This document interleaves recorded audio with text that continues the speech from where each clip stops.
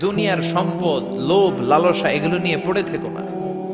এই যে আমাদের ফ্যামিলি, আমাদের বাচ্চা কাচ্চা, আমাদের এত টাকা পয়সার হিসেব, মাস শেষে বাড়ি ভাড়া, গ্যাসের বিল, এইটা সেইটা, আপনি কি মনে করছেন যে আপনি চলে গেলে এগুলো থেমে থাকবে? কিছুই থেমে থাকবে না, সব চলবে আগের মতো, থাকবেন না আপনি। এজন্য শাহাদাত ফয়সাল ওনার ফেসবুকে সর্বশেষে লিখে গিয়েছিল, আমি হীন দুনিয়া, মানে এমন দুনিয়া যেটাতে আমি নাই।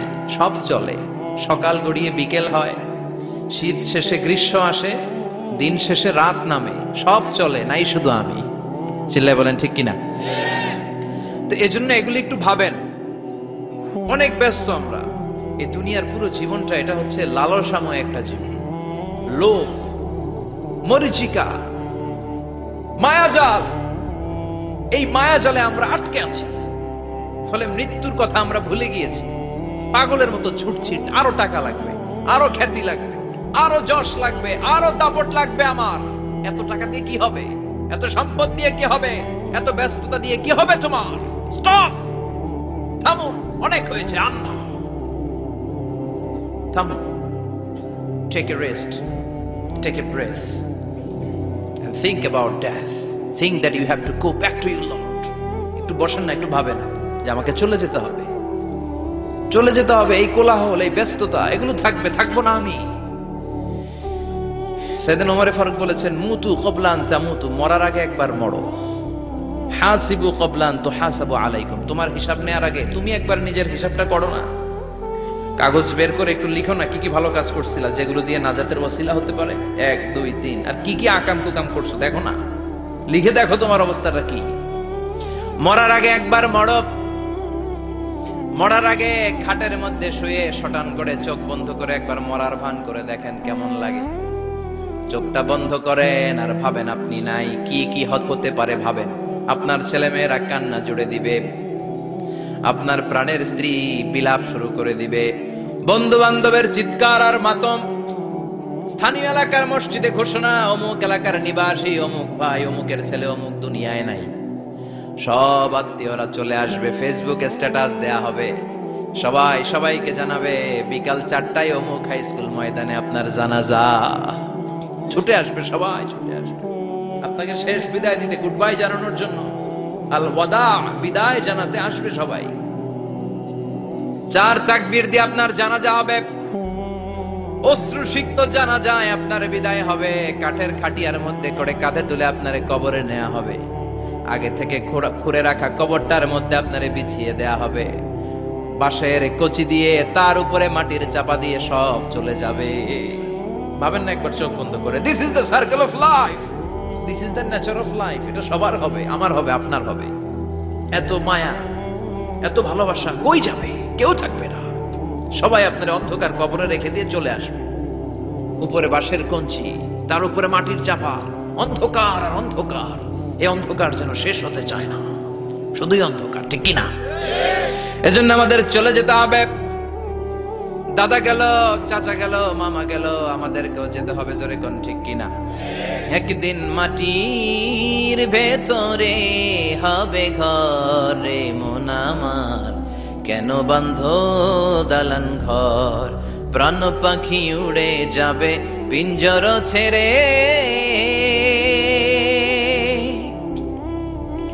ধরা ধামে সবই রবে, তুমি যাবে চলে, বন্ধু বান্ধব যত, মাতা পিতা দ্বারা সুত, সবই হবে তোমার পরে, মন আমার কেন বান্ধ দালান ঘর, একদিন মাটির ভেতরে হবে ঘরে মন আমার, কেন বান্ধ দালান ঘর, ঠিক কিনা?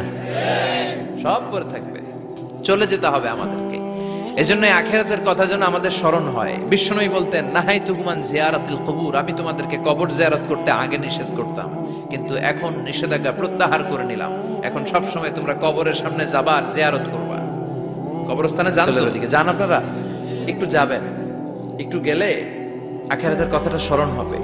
ওখানে ছোট শিশুরা শুয়ে আছে, কিশোর যুবকরা আছে, আপনার মতো তাগড়া যুবক মুরব্বীরা আছে। এরা এই এলাকায় থাকতো, এরা আকাশ থেকে নেমে আসে না, এই এলাকার সন্তান আজ নাই। একটা সার্টেন পিরিয়ড শেষে আপনিও থাকবেন না। This is the nature of life, this is the circle of life. ছোট্ট শিশু হয়ে এসেছিলেন, শৈশব, কৈশোর, যৌবন, প্রৌঢ়ত্ব, আগে ছিলেন সিঙ্গেল, বিয়ে করে হয়ে গেলেন ডবল, এরপরে আল্লাহ আপনাকে একটা মেয়ে দিল, এরপরে মেয়েকে বিয়ে দিয়ে শ্বশুর হলেন, এরপরে ওই মেয়ের ঘরে সন্তান হতে নানা হলেন। আর কতদিন? অনেক দিন হলো তো, অনেক লম্বা সময় পেয়েছেন আপনি। Think about death. এবার যাওয়ার কথা ভাবেন, আখিরাতের সামানের কথা ভাবেন, ফিরে যেতে হবে। কি শক্তিশালী যুবক, বার্ধক্য চলে আসলে লাঠি ছাড়া চলতে পারে না। কুচকুচে কালো দাড়ি সাদা হয়ে যায়, দাড়ির শুভ্রতা, বয়সের ভার, রং ধরা যৌবন জং ধরে শেষ, ঠিক কিনা? This is the circle of life. যুবক ভাইয়েরা, এটাই জীবন, চলে যেতে হবে, কেউ থাকতে পারবে না, ঠিক কিনা? এটা রিমাইন্ডার আল্লাহ এই সূরার ভেতরে দিয়েছেন যে তোমাদেরকে ফিরে যেতে হবে। এই লোভ লালসা ছেড়ে দাও। রব্বুল আলামিন বলেন, আলহাকুমুত তাকাসুরু হাত্তা যুরতুমুল মাকাবির। ও গোলাম, দুনিয়ার সম্পদ, লোভ লালসা তোদেরকে পাগল বানিয়ে দিয়েছে। এই লোভ পাগলামি কোনোদিন তোদের থামবে না যতদিন না তোরা কবরে ঢুকবি, ঠিক কিনা? কার কথা? আল্লাহ বললেন, দুনিয়ার সম্পদ আর লোভ আর মোহে তোমরা গাফেল হয়ে গিয়েছো। আখিরাতের কথা বেমালুম তোমরা ভুলে গিয়েছো। কিন্তু আখিরাতে তোমাদের যেতেই হবে, কবরের বাড়িতে তোমাদের ঢুকতেই হবে, ঠিক কিনা? যেতেই হবে। আমরা ভুলে যাই। আলহাকুমুত তাকাসুর, অতিরিক্ত পাওয়ার লোভ, বেশি বেশি খাওয়ার লোভ, বেশি বেশি জমানোর লোভ মানুষকে গাফেল বানিয়ে দিয়েছে। এটা মানুষের স্বভাব। আরো চাই, আরো চাই, এই স্বভাবটা আছে না নাই? এই আরো আরো আরো চাই, এই স্বভাবটাই মানুষকে কুড়ে কুড়ে শেষ করে দিয়েছে। এত লাগবে কেন তোমার? চাহিদার কোনো শেষ নাই। Unlimited demand of human being. যার আছে বেশি তার চাই বেশি।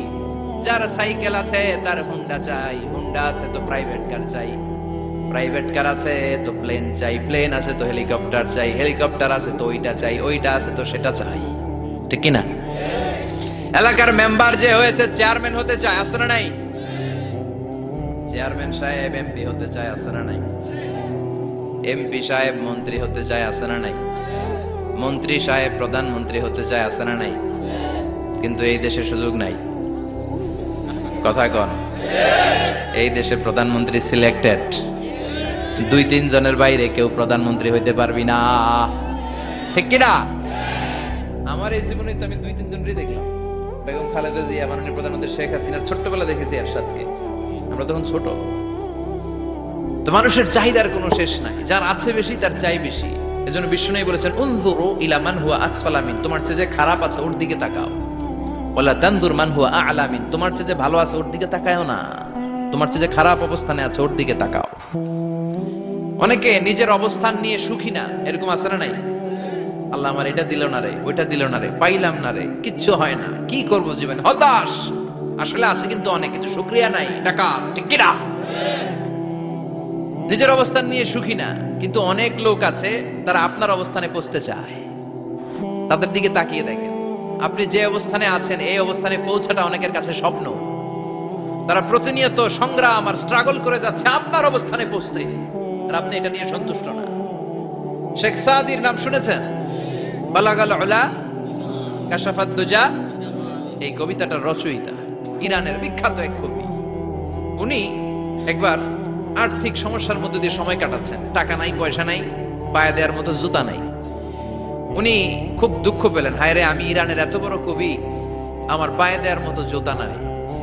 দুঃখ ভরা মন নিয়ে রাস্তায় হাঁটতে বেরোলেন। হাঁটতে হাঁটতে হঠাৎ দেখলেন একটা লোক শুয়ে শুয়ে কাঁদছে, ওই লোকটার 2টা পাই নাই, পাই নাই। উনি সেজদায় পড়ে গেলেন, আল্লাহর কাছে ক্ষমা চাইলেন, আল্লাহ অনেক দিয়েছো, শুকর আলহামদুলিল্লাহ। এজন্য যেই পরিস্থিতিতেই থাকি না কেন আমরা কি পড়বো? জোরে বলেন, কি পড়বো? এজন্য আল কানাতু মিনাল ইসলাম, অল্পে তুষ্ট থাকার নাম হলো ইসলাম। সম্পদ লাগবে কিন্তু সম্পদের পাহাড় লাগবে না, ঠিক কি না? অল্প খান, অল্প পড়েন, অল্প জামান, অল্পের ভেতরে বরকত ঢুকায়া দিছে কে? দেখবেন যাদের সম্পদ অল্প তারা সুখী বেশি। জরিপে এটা দেখা গিয়েছে, অনেক সার্ভেতে এটা এসেছে, যারা সম্পদশালী এরা দুঃখী বেশি, এদের দুঃখ বেশি, টেনশন বেশি। খুব স্বাভাবিক, টাকা যার বেশি রোগ তার বেশি, টাকা যার বেশি টেনশন তার বেশি। টাকা যার বেশি ঘরে শান্তি তার কম, আছে না নাই? ঘরের ভেতরে অশান্তি, ছেলে কথা শোনে না, ছেলে টানে গাঞ্জা, মেয়ে করে পরকিয়া, আছে না নাই? স্ত্রী কথা শুনে না, ভালোবাসা নাই, ঘরটা জাহান্নামের টুকরা। রোগ বালাই, এক একটা হসপিটাল বিল পরিশোধ করতে মাসে 5 লাখ 10 লাখ, আছে না নাই? কিছু খেতে পারে না, ডাক্তার একেবারে ডায়েট মেনু বেঁধে দিয়েছে।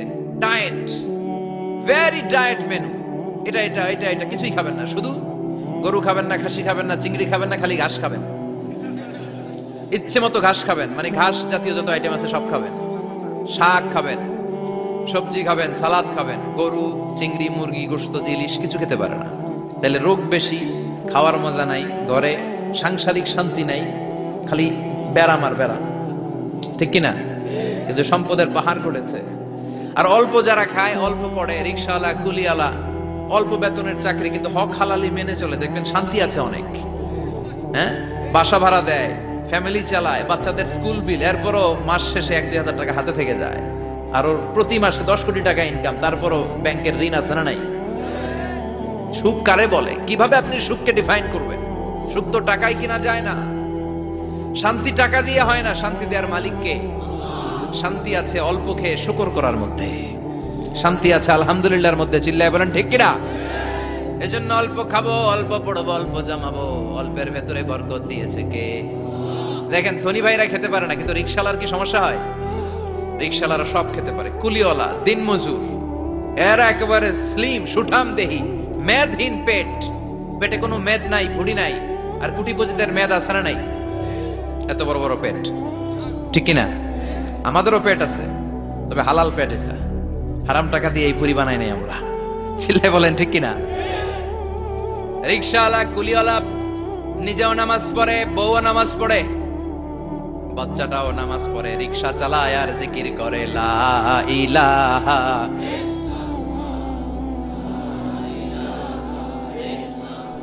লা ইলাহা ইল্লাল্লাহু মুহাম্মাদুর রাসূলুল্লাহ সাল্লাল্লাহু।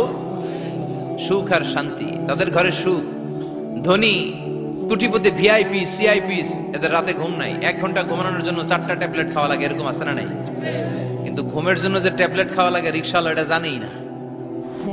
ওর যেখানে রাইত ওইখানেই, ওর মাথা বিছনায় লাগতে দেরি, ওর ঘুম আসতে দেরি হয়, ওর ঘুমে নাকের ডাকের আওয়াজে ট্রাকের ইঞ্জিনও ফেল।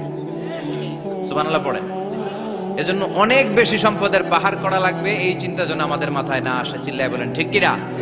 এজন্য রব্বুল আলামিন বলেন আল্হাকুমুত তাকাসুরু হাত্তা যুরতুমুল মাকাবির। বেশি বেশি সম্পদ উপার্জনের আকাঙ্ক্ষা তোমাদেরকে আখিরাত থেকে গাফেল বানিয়েছে।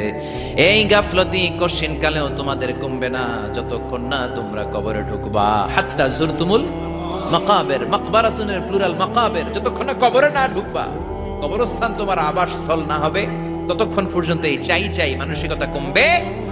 মানুষের স্বভাব হলো আরো চাই, আরো চাই, আরো চাই করে ফকিরেরা। কারা? আল্লাহ গালি দিয়ে বললেন তোরা সব ফকিরনি। তোরা কি? ইয়া আইয়ুহান নাসু আনতুমুল ফুকারাউ ইলাল্লাহ ওয়াল্লাহু হুয়াল গানিয়ুল হামিদ। সুবহানাল্লাহ পড়েন। আল্লাহ ডেকে বললেন গোলাম আনতুমুল ফুকারা ইলাল্লাহ, তোমরা সবাই ফকির, ধনী হলো একজন, তিনি কে? আল্লাহ শুধু ধনী। আর মানুষের স্বভাব হচ্ছে আরো চাই, আরো চাই। ওর 2 তলা বিল্ডিং, আমার 3 তলা লাগবে, ওর 2টা গাড়ি আছে, আমার 3টা লাগবে, আছে না নাই?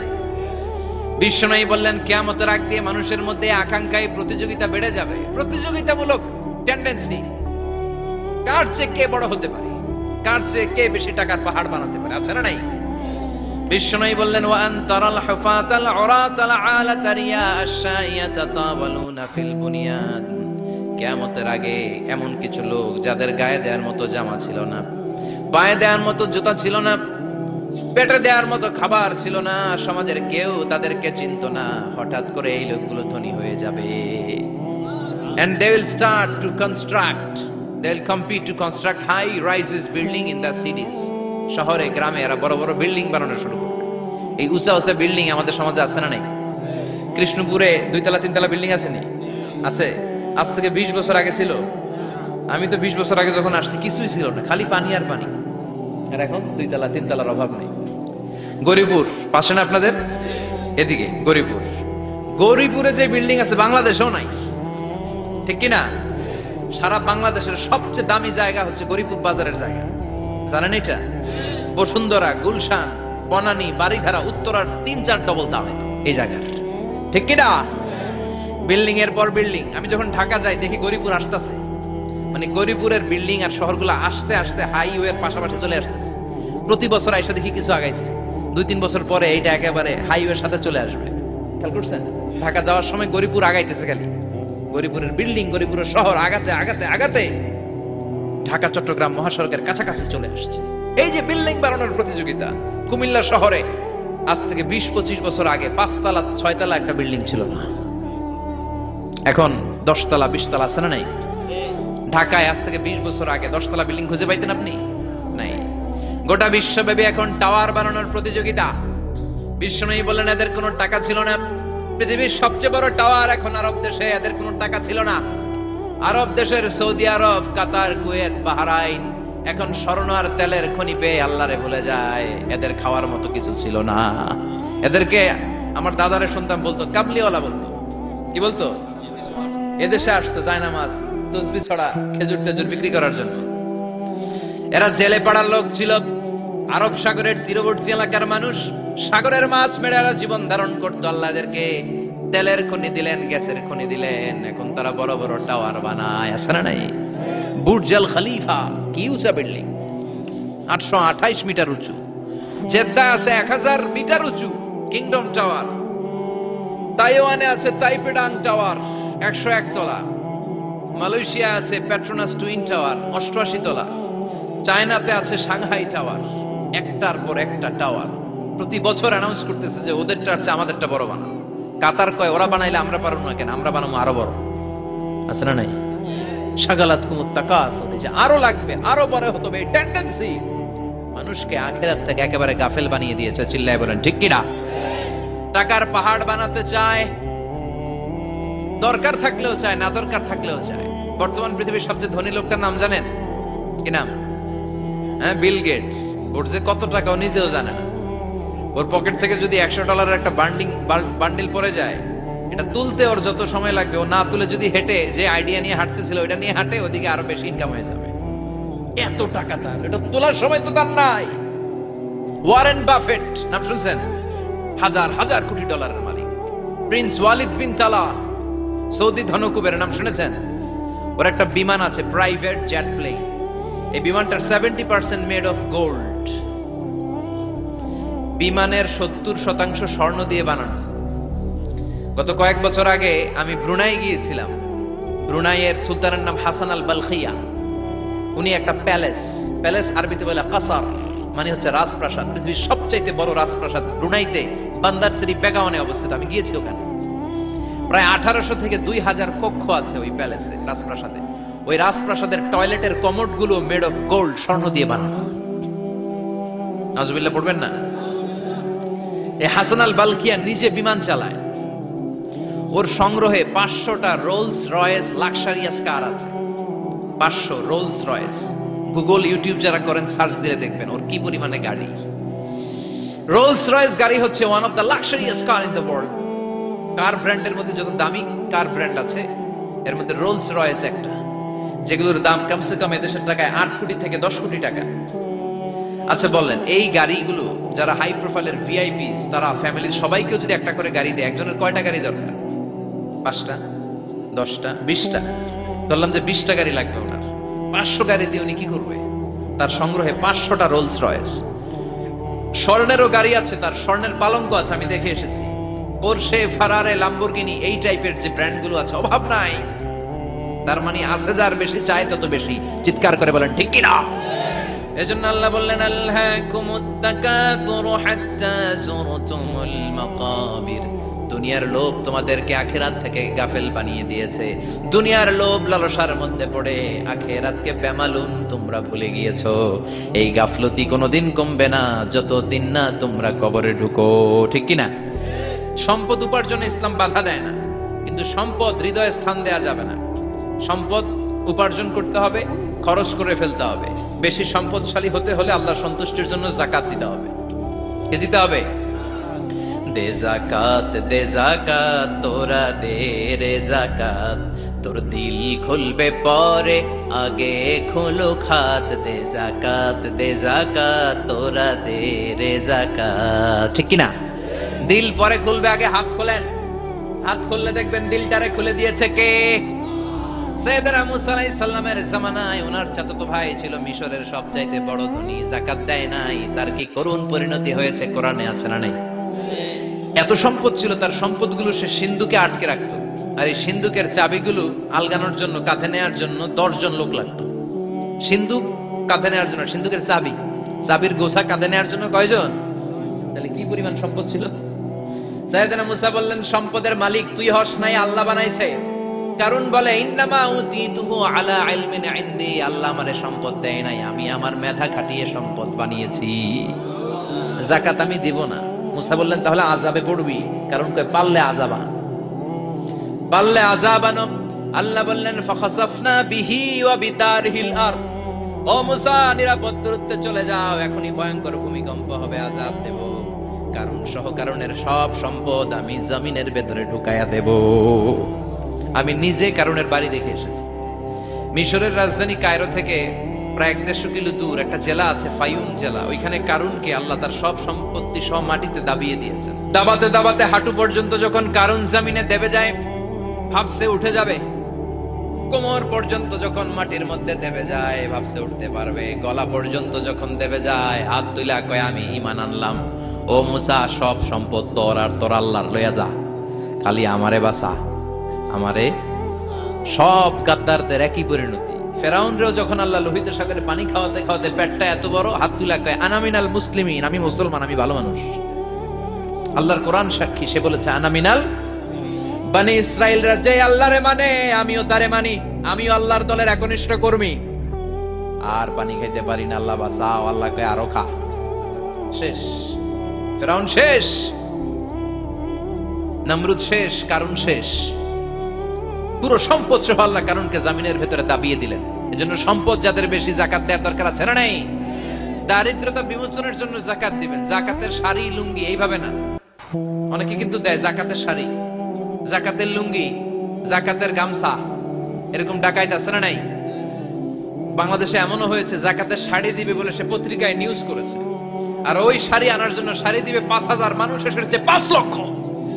পদপৃষ্ঠ হয়ে 11 জন নারী এক জায়গায় মারা গিয়েছে। কিয়ামতের দিন আল্লাহ বিচারের কাঠগড়ায় এই বিজনেস ম্যাগনেটকে দাঁড়িয়ে সেদিন জিজ্ঞাসা করবে যে, কেন তুই এদেরকে কষ্ট দিয়েছিলি? চিল্লা এখন ঠিক কিনা? এদের মৃত্যুর দায়ভার এই শিল্পপতি এড়াতে পারবে না। যাকাতের শাড়ি, যাকাতের লুঙ্গি বিতরণের জন্য আল্লাহ তোমারে ধনী বানায় নাই। ধনীদের দায়িত্ব হলো গরিবের হাতে সম্পদ পৌঁছে দেয়া। ও ফি আমওয়ালিহিম হাক্কুন লিসাইলি ওয়াল মাহরুম।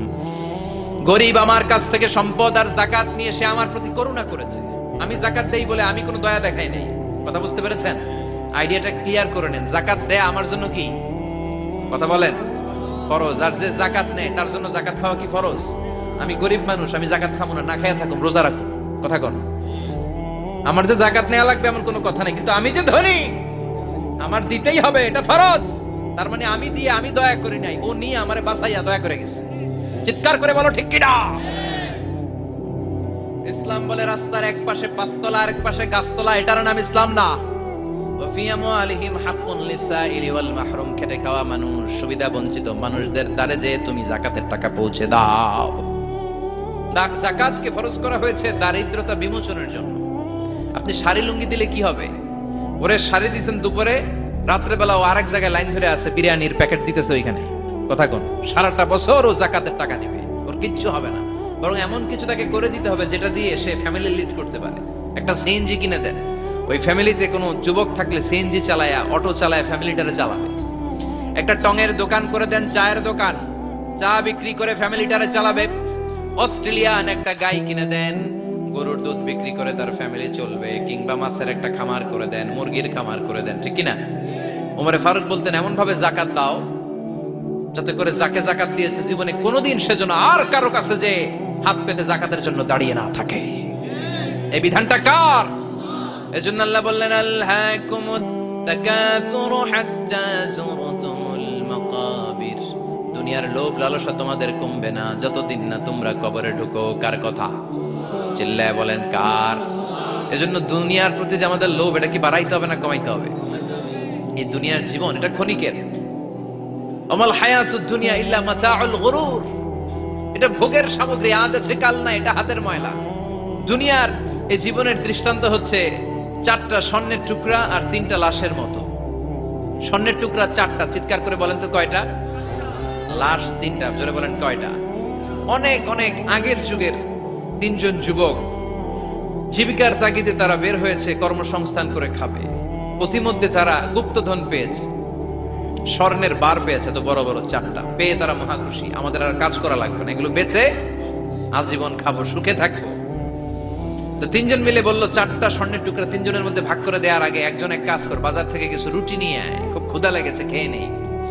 একজন রে রুটি আনতে পাঠিয়ে 2জন মিলে ভাবে ওইটারে যদি মেরে ফেলতে পারি তাহলে তো তোর আর আমার মধ্যে কোনো ঝামেলা নাই। স্বর্ণের টুকরা কয়টা? তুই নিবি 2টা, আমি নেব 2টা। আর যেটারে রুটি আনতে পাঠাইছে ওইটা মনে মনে ভাবতেছে রুটির মধ্যে বিষ মিশাই নিয়ে যাব। কি মিশাবো? বিষ খাইয়া ওইটা শেষ, সবগুলো আমার। তো বিষ মিশাই নিয়ে আসছে, আর আগের পরিকল্পনা অনুযায়ী এই 2জন মিলে তাকে নৃশংসভাবে হত্যা করেছে।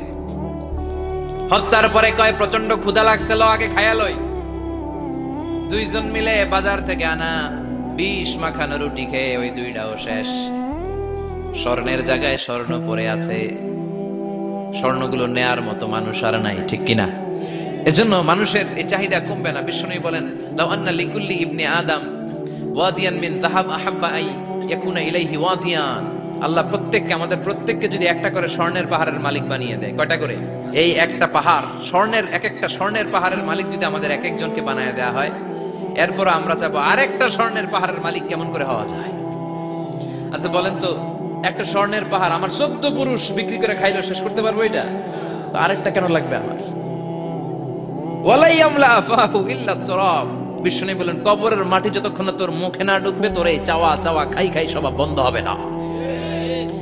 এজন্য আল্লাহ বললেন, আলহাকুমুত তাকাসুরু হাত্তা যুরতুমুল মাকাবির। দুনিয়া তোমাদেরকে গাফেল বানিয়ে দিয়েছে, গাফলতি কমবে না যতদিন না কবরে ঢুকো। কবরে ঢুকা লাগবে, কবরে ঢুকা লাগবে না? কবরে আমাদেরকে যেতেই হবে, যেখানেই থাকেন। কবরের প্রশ্ন আছে না নাই? অনেকে বলে, হুজুর বিমান হামলায় মারা গিয়েছে, বিমান জ্বলে পুড়ে ছাই হয়ে গিয়েছে, তার কবর কোথায়? তার আত্মাটা যেখানে আছে ওই জায়গায় প্রশ্ন আছে না নাই? অনেকে বলে, হুজুর সাগরের মধ্যে পড়ে মারা গিয়েছে, তিমি মাছ খেয়ে ফেলেছে, তার কোনো অস্তিত্ব নাই, কিন্তু তার রুহুটা আছে না নাই? প্রতিটা রুহু সংরক্ষণ করে কে? প্রত্যেকটা আত্মা আল্লাহর কাছে সংরক্ষিত থাকে। প্রতিটা রুহু, প্রতিটা মানুষ মালাকুল মাউতকে দেখতে পায়। আপনিও দেখবেন, আমিও দেখব। মুমিনদের কাছে এসে মালাকুল মাউত একজন যুবকের বেশে সাদা ধবধবে জুব্বা পরে সুগন্ধি মেখে মুমূর্ষু ব্যক্তির শিয়রে বসে বসে বলে, ইয়া আইয়াতুহান নাফসুল মুতমাইন্না, হে প্রশান্ত আত্মা, উখরুজি ইলা মাগফিরাতুল্লাহি ওয়া রিদওয়ানি, আল্লাহর ক্ষমা আর দয়ার দিকে বের হয়ে আসো। বলা মাত্রই মুমিনের আত্মাটা স্মুথলি বের হয়ে আসে। কাফান মিন আকফানিল জান্নাহ, হানুত মিন হানুতিল জান্নাহ, জান্নাত থেকে আনা সুগন্ধি কাফনের মধ্যে পেঁচিয়ে তিনি রূহটাকে নিয়ে ইল্লিনে চলে যায়। সরাসরি দেখে মালাকুল মাউতকে। আর যারা ইসলাম বিরোধী, কোরআন বিরোধী, তাদের সামনে এসে মালাকুল মাউত ত্রাস সৃষ্টি করে। আগে ধমক। হাইওয়েতে মাঝে মাঝে ডাকাতি হয় না? বাসগুলোর মধ্যে যখন ডাকাতি হয়, বাসে থাকে 50 জন, ডাকাত ঢুকে 5 জন, এই 5 জনের ভয়ে সবগুলো পেশাব করে দেয়। কারণ ত্রাস সৃষ্টি করে। এসেই চাইনিজ কুড়াল দিয়ে আগে কুবায় দেয় 4-5 জনের। রক্ত দেখে কি দেওয়ার সব আগে রেডি করে রাখে। মালাকুল মাউত এসে কাফের নাস্তিক মুশরিকদের সামনে সেরকম একটা ত্রাস সৃষ্টি করে, ভয়ে লোকটা কাঁপতে থাকে। ওর কাছে ভদ্র ভাষায় কথা বলে না, সুন্দর জামা পরে আসে না, কালো কুচকুচে চেহারা, ভয়ঙ্কর একটা রূপ নিয়ে, আকৃতি নিয়ে ইসলাম বিরোধীদের মাথার সামনে আসে, দুর্গন্ধযুক্ত চেহারার দেহ নিয়ে ধমক দিয়ে বলে, ও পাপাত্তা, ইয়া আইয়াতুহান নাফসুল খাবিসা উখরুজি ইলা গাদাবিল্লাহ, হে পাপাত্তা, আল্লাহর রাগ, ক্রোধ আর গজবের দিকে বের হয়ে আয়। মুমিনের আত্মা বলার সাথে সাথে যেমনি মুমিনের দেহ থেকে বের হয়ে জান্নাতি কাফনের ভেতরে ঢুকে, কাফেরদের আত্মাও কি এরকম তাড়াতাড়ি বের হতে চায় নাকি? কাফেরদের আত্মা বের হতে চায় না, ডানে দৌড় বায়ে দৌড়, সামনে দৌড়, পেছনে দৌড়, আহা দৌড়াদৌড়ি করে। মালাকুল মাউত এটাকে টেনে হিচড়ে, একটা জীবিত ছাগলকে জবেহ না করে, জবাই না করে, তার চামড়া উল্টার দিকে টেনে হিচড়ে বের করলে ছাগলটা যত কষ্ট পায়, এর চেয়ে কমসে কম 70 গুণ বেশি কষ্ট দিয়ে কাফের, মুশরিক আর গাদ্দারদের রূহ কবজ করা হয়। আল্লাহ এই পরিস্থিতি থেকে তুমি আমাদের বাঁচাও। মুমিনদের রূহ যেমনি কবজ হয়, ওইভাবে রূহ কবজের ব্যবস্থা করে দিও। ইমানের মৃত্যু নসিব করে দিও, শাহিদি মৃত্যু নসিব করে দিও। আমাকে শহীদ করে সেই মিছিলে শামিল করে নিও, যে মিছিলের নেতা মীর হামজা খোবায়েবে খাব্বাব, আল্লাহর কাছে ছিল অতি প্রিয়, শামিল করে নিও। আমাকে শহীদ করে সেই মিছিলে শামিল করে নিও। পড়েন আমিন। আরো জোরে পড়েন আমিন। তার মানে বিমান দুর্ঘটনায় হোক, কিংবা লঞ্চ ডুবিতে হোক, কিংবা আগুনে পড়ে হোক, কিংবা আত্মঘাতী হামলায় হোক, যে যেখানেই মারা যায়, কবরের 3টা প্রশ্ন তার জন্য আছে না নাই?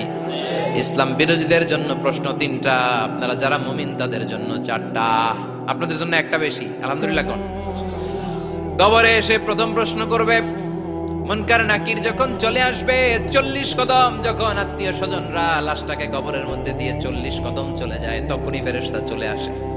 আহা, শেষ, সব শেষ।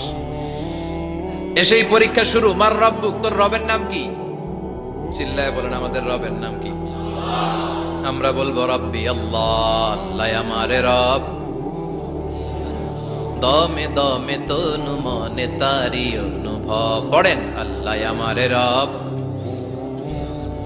তোমার দুনিয়াতে আমি যেদিকে তাকাই, অথই নিয়ামতে ডুবে আছি সবাই। পাখপাখালির গানে শুনি তাসবিহ কল রব, তাসবিহ কল রব, আল্লাহ আমারে রব। প্রথম প্রশ্ন, তোমার রব কে? আমরা বলবো আমাদের রব আল্লাহ। দ্বিতীয় প্রশ্ন, ওমা দীনুক, তোমার ধর্মের নাম কি? আমরা কি বলবো?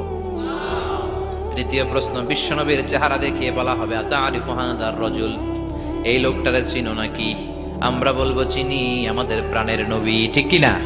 চাঁদের চেয়ে সুন্দর তুমি নবী আমার কমলিওয়ালা, দু জাহানের বাদশাহ তুমি প্যারা নবী সাল্লে আলা, চাঁদের চেয়ে সুন্দর তুমি নবী আমার কমলিওয়ালা, ঠিক কি না? 3টা প্রশ্নের যথাযথ উত্তর যখন দিয়ে দিলেন, আপনার জন্য অতিরিক্ত আরেকটা প্রশ্ন করা হবে, ওয়ামা ইলমুক, তোমার নলেজ কি? 3টা প্রশ্নের উত্তর যে তুমি করতে পারলা, কিভাবে পারলা, কেমনে জানলা? নকল করে বলছো নাকি জেনে বুঝে আসছো? নকল হয় না? নকল হয়? কৃষ্ণপুরে নকল নাই না? এখন মনে হয় এগুলো একটু কমছে। একটা সময় ছিল অনেক নকল হইতো। পাঞ্জাবের ভিতরে নকল, পকেটের নকল, টুপির ভিতরে নকল, মৌজার ভিতরেও নকল।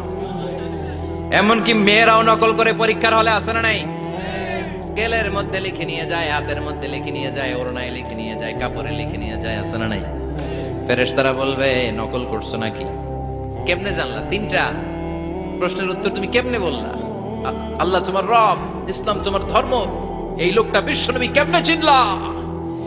আপনাকে তখন বলতে হবে আমি কোরআন থেকে শিখেছি, আমি হাদিস থেকে শিখেছি, আমি ইসলাম জেনে বুঝে মেনেছি, আমি আন্দাজে কোথাও ঘুরি নাই। চিল্লা এখন ঠিক কিনা?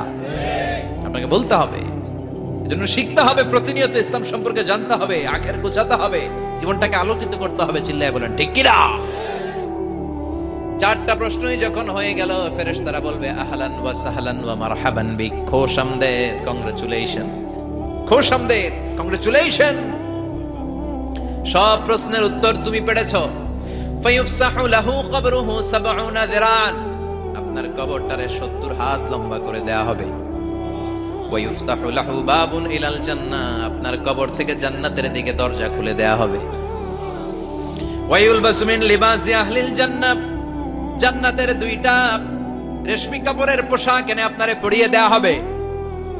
আর বলা হবে নাম কানাউমিল আরুস, ঘুমাও, sleep, you should get some sleep now, তোমাকে লম্বা সময় পাড়ে দিতে হবে, ঘুমাও। কানাউমিল আরুস, যেমনি বর বাসর রাতে আরামসে ঘুম দেয়, বাসর রাতে যেমনি বর কনেকে নিয়ে মধুর ঘুম দেয়, তুমিও ঘুমাও, কেউ তোমার ঘুম ভাঙবে না। মালাক ইসরাফিলের কিয়ামতের জন্য ইসরাফিলের সিংহায় যে ফুৎকার আছে, ওই ফুৎকার ছাড়া কোনো কিছুই তোমার ঘুম ভাঙাতে পারবে না। আলহামদুলিল্লাহ পড়েন। আল্লাহ আমরাও যেন 4টা প্রশ্নের উত্তর দিয়ে লম্বা একটা ঘুম দিতে পারি, পড়ে না আমিন। ওয়া আম্মাল কাফির ওয়া আহলুশ শিমাল, আর ইসলাম বিরোধী যারা, তাদের সামনে আসবে মালাকান আসওয়াদান আজরাকান, কৃষ্ণ বর্ণের দেহ, নীলাভ বর্ণের দুটো চোখ, গায়ের রং কালো, চোখের রং নীল। দেখতে কেমন লাগে? আলিফ লাইলার ভূতের মতো। কথা কন। গায়ের রং কালো, চোখের রং নীল। ফেরেশতা দুইটা আসবে, এসে ত্রাস সৃষ্টি করবে, এসে বলবে, বল তোর রবের নাম কি? মার রব্বুক। ইসলাম বিরোধী মুশরিক কাফের নাস্তিক এরা বলবে, আমি জানি না আমার রবকে, আমি জানি না। আমি তো আজীবন শুধু চেয়ার করেছি, মদ খেয়েছি, আমি ধর্ষণে সেঞ্চুরি করেছি দুনিয়ার বুকে, আমি টেন্ডারবাজি করেছি, চাঁদাবাজি করেছি, আমি মাস্তানি করেছি। আমার দাপটে এলাকার ইসলাম প্রিয়রা বাসায় ঘুমাতে পারে না। আমি ছিলাম টেন্ডারবাজ, আমি ছিলাম গডফাদার, সন্ত্রাসীদের লিডার, আমি ছিলাম ডন 1 2 3 সব। আমি ছিলাম ডনের ডন, আমি ছিলাম মাস্তান, রংবাজ। রব টপ কি আমি তো জানি না। লাদ্রি লাদ্রি আমারে জিজ্ঞেস করো না। আবার প্রশ্ন করা হবে, ওয়ামা দীনুক, তোর ধর্মের নাম কি? বলবে লা আদরি, আমার কোনো ধর্ম নাই, আমার কোনো ধর্ম নাই, আমি শুধু মৌজ মাস্তিতে ছিলাম, আমি আনন্দ ফুর্তি করেছি, ইসলাম নিয়ে আমার মাথা ব্যথা ছিল না। আজীবন ইসলাম রে আমি বাস দিয়েছি, চিল্লায় বলেন ঠিক কিনা? ইসলাম বিরোধীদের সাথে ছিল আমার চলাফেরা, আমার সব সাঙ্গ পাঙ্গ ছিল গুন্ডা বদমাশ ইসলাম বিরোধী। রব কি, ইসলাম কি, এগুলো আমি জানি না। আমার এগুলো জিজ্ঞেস করো, ধর্ম কি আমি জানি না, আমি কিচ্ছু মনে করতে পারছি না। 3 নাম্বার প্রশ্ন করা হবে, আতারিফু হাযার রাজুল, দেখো তো এই লোকটারে চিনো কিনা? কয় না, চিনি না, তবে মনে হয় এই লোকটারে দুনিয়ার বুকে আমি গালি দিতাম, এই লোকটার বিরোধিতা করতাম, ব্লগের মধ্যে এই লোকটার ব্যাপারে কুৎসা রটনা করতাম, এই লোকটার কার্টুন বানিয়ে আমি হিংসা ছড়িয়ে দিতাম, এই লোকটার ব্যাপারে আমি এলাকার মধ্যে অপপ্রচার চালাতাম। ফেরেশতারা বলবে, তাই? এই ছিল তো ডিউটি। তারা এখনই আমাদের খেলা শুরু, এখনই শুরু। ফায়ুতরাকু বিমাতারিক মিন হাদিদ, লোহার একটা হাতুড়ি দিয়ে মাথা থেকে পা পর্যন্ত পিটানো হবে, পিটিয়ে ওর গোশতের হাড্ডিগুলোকে থেতলে ফেলা হবে। ওয়ায়ুকালু লিল আরদি ইলতাইমি, কবরের দুই পাশের মাটিরে বলা হবে, এবারে দুই দিক থেকে তোরা চাপ দে। চাপ দেয়া হবে, ধাক্কা ধাক্কি করেও সে সুবিধা করতে পারবে না। মাটি আস্তে আস্তে আস্তে আস্তে দেহের দুই দিকে লেগে এমন জোরে দুইটা চাপ দিবে, ফাতাখতালিফা আতলাউহু, তার ডান পাশের পাজরের হাড্ডি বাম দিকে ঢুকে যাবে, বাম দিকের হাড্ডি ডানে চলে যাবে। বিশ্বনবী বললেন, এই হাতুড়ি দিয়ে পিটানোর শাস্তি, কবরের চাপ দেওয়ার শাস্তি চলতেই থাকবে হাত্তাল কিয়ামা, কিয়ামত পর্যন্ত। আল্লাহ এই কবরের শাস্তি থেকে আমাদের বাঁচাও। আমরা এই আযাব পেতে চাই না, আমরা যেন ঠিকভাবে কবরের 4টা প্রশ্নের উত্তর করে দিয়ে লম্বা ঘুম দিতে পারি। আল্লাহ তুমি তৌফিক দাও। এজন্য আল্লাহ বললেন, গোলাম দুনিয়া নিয়ে পাগল হয়ে থেকো না, এই দুনিয়ার জীবন আসল জীবন নয়, আসল জীবন হলো কবরের জীবন। জোরে বলেন ঠিক কিনা? এই জন্য মাঝে মাঝে কবরে যাবেন, কবরস্থানে দাঁড়িয়ে চিন্তা করবেন, এই জায়গায় আমারও আসতে হবে।